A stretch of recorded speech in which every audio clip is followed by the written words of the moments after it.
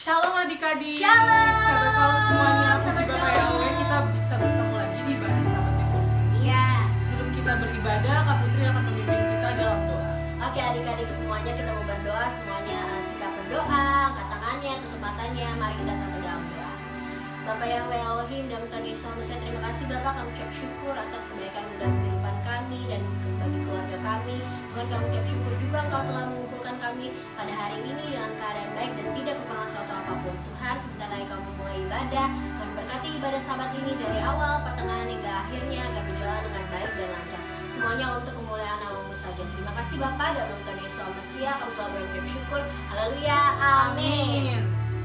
Oke adik-adik, sekarang kita memuji Bapak Yahweh. Sudah siap semuanya? Siap dong. Ayo semangat.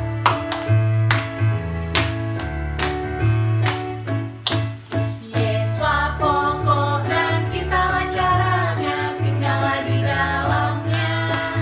Yesus pokok dan kitalah caranya, tinggallah di dalamnya. Yesus pokok dan kitalah caranya, tinggallah di dalamnya. Pastilah kau akan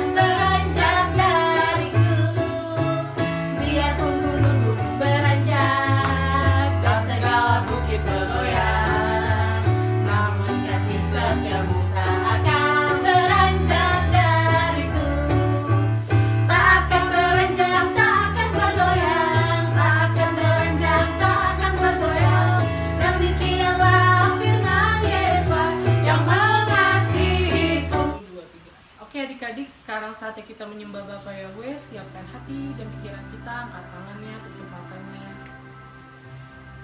Fokuskan pikiran kita kepada Bapak Yahweh.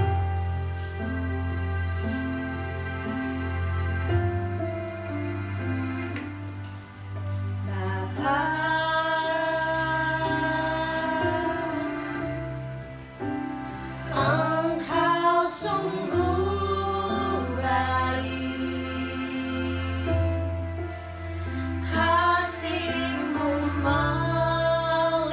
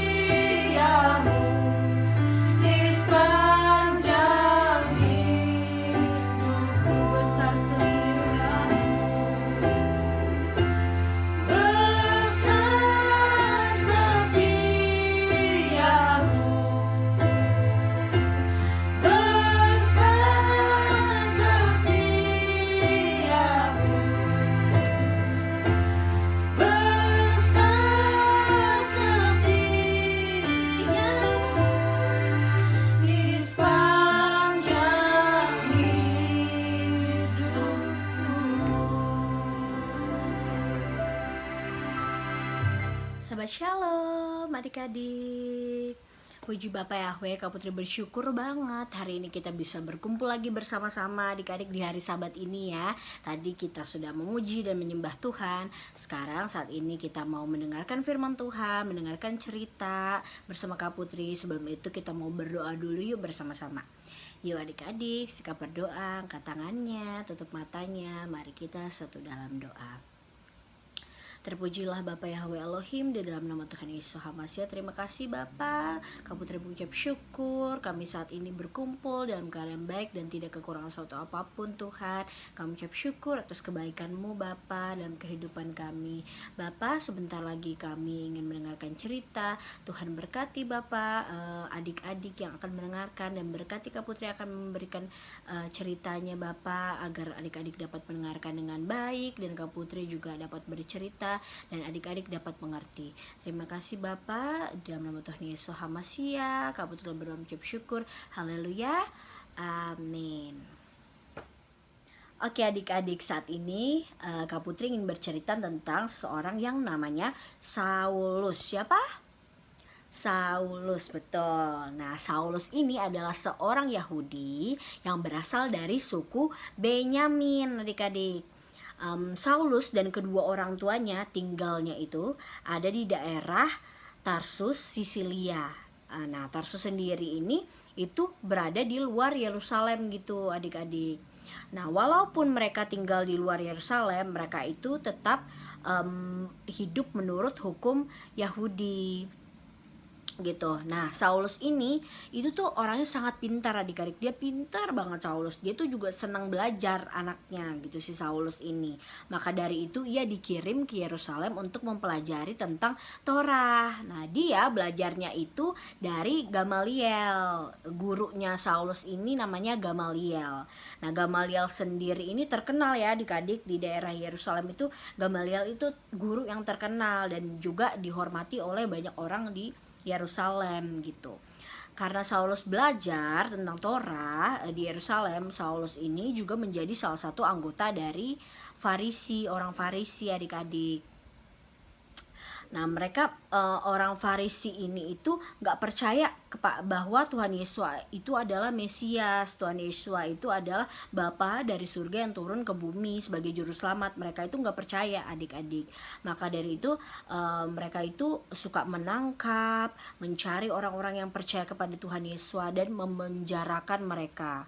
Mereka itu cuma menganggap bahwa Tuhan Yesus itu adalah seorang tukang kayu aja yang menyesatkan banyak orang. Makanya itu dia mati di kayu salib gitu adik-adik. Orang-orang Farisi itu berpikir seperti itu. Makanya itu mereka tuh sangat membenci orang-orang yang percaya kepada Tuhan Yesus, menjadi pengikut Tuhan Yesus gitu. Mereka akan dimasukkan penjara. Pengikut-pengikut Tuhan Yesus itu akan mereka tangkap, mereka masukkan penjara, mereka pukuli, mereka siksa supaya mereka sampai mereka menyangkal Tuhan Yesus, sampai mereka nggak percaya sama Tuhan Yesus lagi gitu adik-adik. Sampai mereka siksa kayak gitu karena mereka saking tidak sukanya gitu bahwa orang-orang di Yerusalem itu percaya kepada Tuhan Yesus sebagai juru selamat. Mereka nggak suka gitu adik-adik. Bahkan sampai ada yang membunuh orang-orang yang percaya kepada Tuhan Yesus, pengikut Tuhan Yesus, termasuk ibu-ibu dan juga anak-anak sampai-sampai. Nah, Saulus ini tuh yakin bahwa Bapa di surga tuh senang akan perbuatannya. Tuhan tuh Bapa yang di surga tuh percaya bahwa Saulus dan orang-orang Farisi lain itu benar bahwa Tuhan Yesus itu bukan juru selamat, Tuhan Yesus itu bukan Mesias, Tuhan Yesus itu cuma seorang tukang kayu aja biasa gitu. Ada suatu hari Saulus tuh pergi nih ke imam besar ya adik-adik dan berkata padanya, Imam, Bapak, aku pernah dengar deh kayaknya di kota Damsyik itu ada banyak pengikut-pengikut Yesua di sana gitu.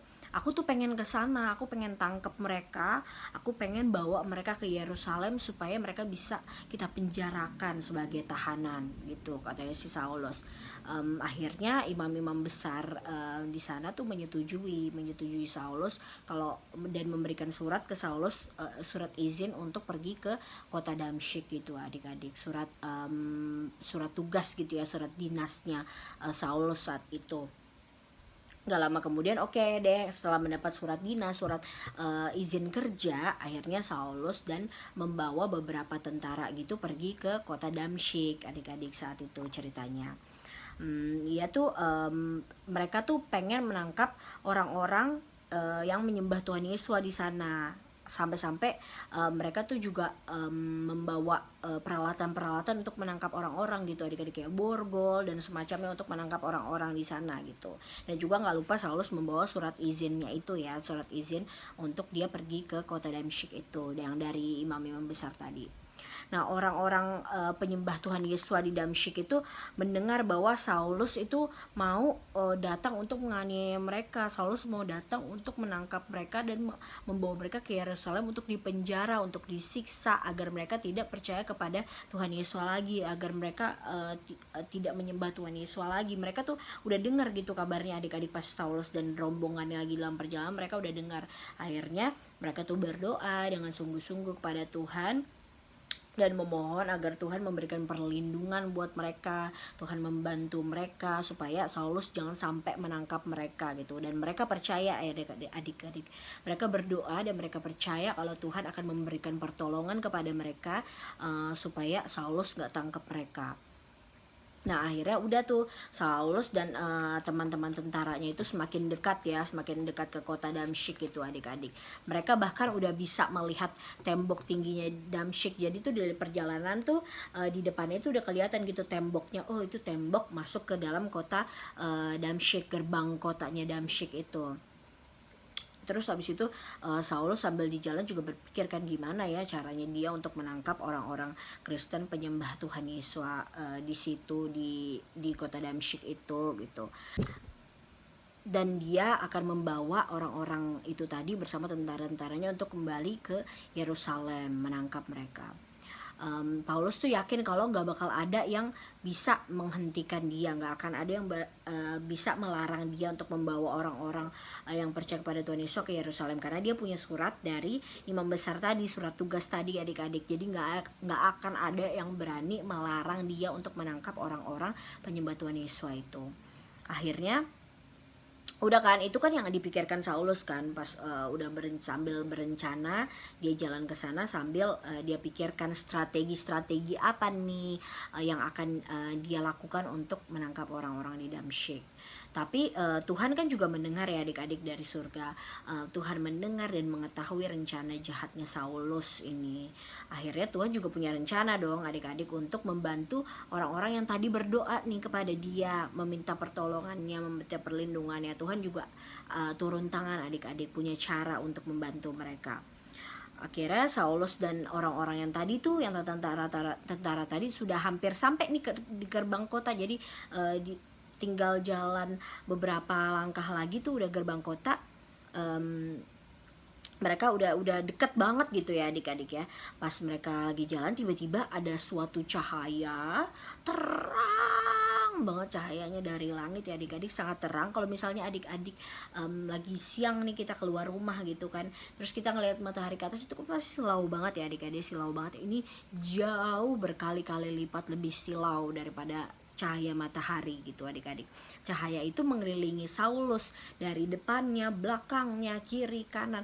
Jadi Saulus misalkan kalau kita di luar rumah, di luar matahari, misalnya sini silau, ya udah kita bisa ngadep ke sana gitu ya supaya nggak silau gitu kan. Nah ini enggak, pas Saulus ngadep sini juga cahayanya terang banget, Saulus ngadep sini juga cahayanya terang banget, Saulus ngadep belakang juga cahayanya tetap terang banget gitu adik-adik. Dia nggak bisa menghindar gitu dari cahaya terangnya itu. Saulus tuh nggak bisa menghindar. Akhirnya Saulus jatuh ke tanah, ya tersungkur adik-adik, jatuh ke tanah. Terus abis itu dia mendengar suara, si Saulus mendengar suara, Saulus, Saulus, mengapa engkau menganiaya aku gitu. Nah Saulus tuh sangat ketakutan dengar suara itu. Ini suara dari mana gitu loh. Dia bertanya-tanya gitu, suara siapa itu gitu. Ia mulai gemetar, ketakutan, dan dia bertanya, siapakah engkau gitu. Suara siapa itu? Siapakah engkau gitu. Terus abis itu suara itu menjawab akhirnya, akulah Yesus yang engkau aniaya gitu katanya. Saulus menjadi lebih takut lagi adik-adik saat itu pas dengar itu, karena dia tahu Tuhan Yesus itu sudah mati di kayu salib waktu itu gitu. Terus tiba-tiba kok dia berbicara kepadanya padahal nggak ada nih orangnya di sini gitu. Mereka akhirnya terus abis itu ada suara itu ngomong lagi, sekarang bangunlah dan pergilah ke dalam kota, di sana akan dikatakan kepadamu apa yang harus kamu perbuat gitu, katanya suara itu.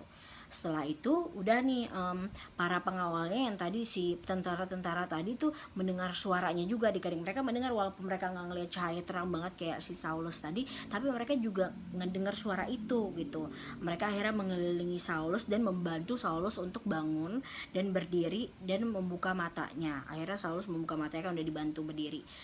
Tapi pas Saulus buka matanya tiba-tiba Saulus gak bisa ngeliat apa-apa, adik-adik. Saulus buta pada saat itu. Terus akhirnya udah nih tentara-tentaranya tadi ngebantuin Saulus untuk menuntun Saulus, membimbing masuk ke kota Damsyik tadi, dan mereka pergi ke rumah salah seorang bernama Yudas gitu, adik-adik. Ia dibawa ke dalam kamar di mana ia bisa sendirian saat itu. Saulus tuh saat itu buta ya, adik-adik, dan tidak bisa berbuat apa-apa. Sementara pas itu dia juga sambil merenung, adik-adik. Pas dia buta itu sambil di jalan dibawa ke kamar orang itu, akhirnya dia merenung. Dia punya waktu sendiri di kamar, dia merenung dan menyadari bahwa ia salah besar gitu, adik-adik. Salah besar waktu dia menganiaya dan menyiksa orang-orang, menangkap orang-orang yang pengikut Tuhan Yesus. Dia merasa bersalah, dia merasa berdosa, adik-adik. Makanya dia sangat menyesal sama apa yang dia lakukan saat itu. Akhirnya karena dia menyesal, dia berdoa sungguh-sungguh kepada Tuhan, minta pengampunan atas kesalahannya. Saking menyesalnya Saulus saat itu ya, adik-adik, saking dia merasa kalau dia bersalah, benar-benar berdosa, menyesal, dia sampai gak mau makan, gak mau minum 3 hari ya, adik-adik. Padahal setelah itu dia pokoknya saat itu dia cuma berdoa dan berdoa aja gitu yang dia lakukan. Dia nggak mau makan, nggak mau minum, cuma berdoa aja saat itu. Nah udah nih, nah di kota tersebut, di kota Damsyik itu tinggal seorang murid Tuhan Yesus di situ, namanya adalah Ananias. Nah waktu itu Ananias itu ada dalam rumahnya, adik-adik. Pas Ananias ada di dalam rumah, tiba-tiba ada suara Tuhan Yesus berkata memanggil Ananias nih, Ananias gitu dipanggil. Terus udah Ananias jawab kan, iya Tuhan. Ananias, pergilah ke rumah Yudas di jalan lurus, katanya. Di sana tanyakanlah tentang seorang bernama Saulus. Orang itu saat ini sedang berdoa gitu, kata suara itu, kata suara Tuhan Yesus ya. Di dalam suatu penglihatan ia melihat seorang laki-laki bernama Ananias datang kepadanya dan meletakkan tangannya ke atasnya supaya ia dapat melihat kembali gitu kan, kata Tuhan Yesus tadi, suara Tuhan Yesus. Terus Ananias yang mendengar perkataannya itu sangat terkejut kan, adik-adik. Dia tuh sangat takut karena di tadi suara Tuhan itu bilang bahwa dia disuruh menemui orang yang bernama Saulus, sedangkan dia udah dengar kan, adik-adik, dari orang-orang kota Damsyik itu udah dengar kalau Saulus bakal datang ke kota Damsyik itu untuk menangkap orang-orang yang pengikut Tuhan Yesus dan membawa mereka ke Yerusalem untuk dipenjarakan gitu, adik-adik. Makanya Ananias tuh takut, kenapa aku disuruh nyamperin dia, sedangkan orang-orang semua takut ketemu sama dia gitu kan. Terus habis itu dia Ananias bilang nih sama Tuhan, Tuhan, saya sudah mendengar bahwa Saulus menganiaya orang-orang yang percaya kepadamu di Yerusalem. Sekarang ia tuh datang ke sini juga untuk menangkap kami. Aku takut banget untuk nyamperin dia gitu, karena aku takut ditangkap gitu kan, kata Ananias. Terus habis itu Tuhan berkata lagi nih kepada dia, pergilah, jangan takut, sebab aku sudah memilih Saulus untuk menjadi hambaku, katanya gitu. Ia akan memberitakan tentang aku kepada bangsa-bangsa dan kepada raja-raja dan juga kepada umat Israel gitu. Tetapi ia sendiri akan banyak menderita karena aku. Nah setelah suara itu ya udah, Ananias sudah mendengar suaranya kan, akhirnya Ananias percaya dong. Ananias itu kan salah satu murid Tuhan Yesus dan sangat percaya kepada Tuhan Yesus gitu ya, adik-adik. Setelah suara Tuhan Yesus bilang gitu, Tuhan Yesus bilang jangan takut, akhirnya ya udah Ananias gak takut karena dia percaya gitu kalau Tuhan Yesus pasti akan melindungi dia gimana pun caranya. Dia percaya kalau Tuhan udah berfirman pasti dia akan dilindungi gitu kan. Udah nih, akhirnya Ananias udah gak takut lagi. Dia pergi nih ke rumah Yudas di jalan lurus dan bertanya tentang seorang yang bernama Saulus. Terus udah, apakah ada yang bernama Saulus gitu? Iya ada nih, dia ada di kamar ini gitu kan, udah dianterin nih sama orangnya. Udah pas dia udah sampai kamar, Dia ngelihat saat itu Saulus itu lagi berdoa adik-adik. Nah Saulus itu kan buta ya saat itu matanya, jadi dia nggak bisa ngelihat orang yang datang gitu. Tiba-tiba ya udah nih, Ananias langsung meletakkan tangannya ke atas Saulus dan berkata, Saulus, saudaraku, Tuhan Yesus yang menyatakan diri kepadamu di tengah jalan menyuruh saya datang kepadamu, katanya. Engkau akan melihat lagi dan dikuasai oleh Roh Kudus, gitu. Terus tiba-tiba Saulus merasa pas udah dibilang kayak gitu, udah selesai Ananias ngomong, tiba-tiba dia merasa matanya tuh ada selaput yang melepas gitu dari matanya. Pas dia udah melek, tiba-tiba dia udah bisa melihat lagi adik-adik setelah Ananias tumpang tangan atasnya itu. Dia membuka matanya dan dia bisa melihat lagi. Nah dia udah bangun nih saat ini, langsung si Saulus bangun, terus dia langsung minta apa adik-adik? Minta makan apa minta minum ya duluan? Ayo. Ternyata Saulus saat itu langsung minta dibaptis, bukan minta makan, bukan minta minum, tapi dia langsung saat itu minta dibaptis gitu adik-adik. Udah akhirnya si Saulus ini dibaptis kan untuk menjadi salah satu pengikut Yesus. Setelah dibaptis baru dia makan dan minum deh gitu. Akhirnya dia udah punya kekuatan lagi setelah makan dan minum. Nah adik-adik, Tuhan Yesus itu tuh sebenarnya sangat mengasihi Saulus.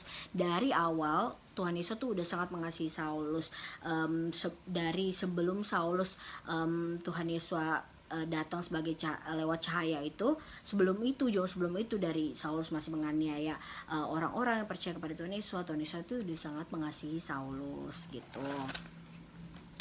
Saulus tuh nggak mengerti saat itu bahwa saat dia menganiaya pengikut Yesus, dia sama aja juga menganiaya Tuhan Yesus juga gitu. Karena itu Tuhan Yesus mengasihi Saulus, nggak mau Saulus terus melakukan kejahatan. Akhirnya ia berbicara kepada Saulus seperti tadi caranya gitu adik-adik.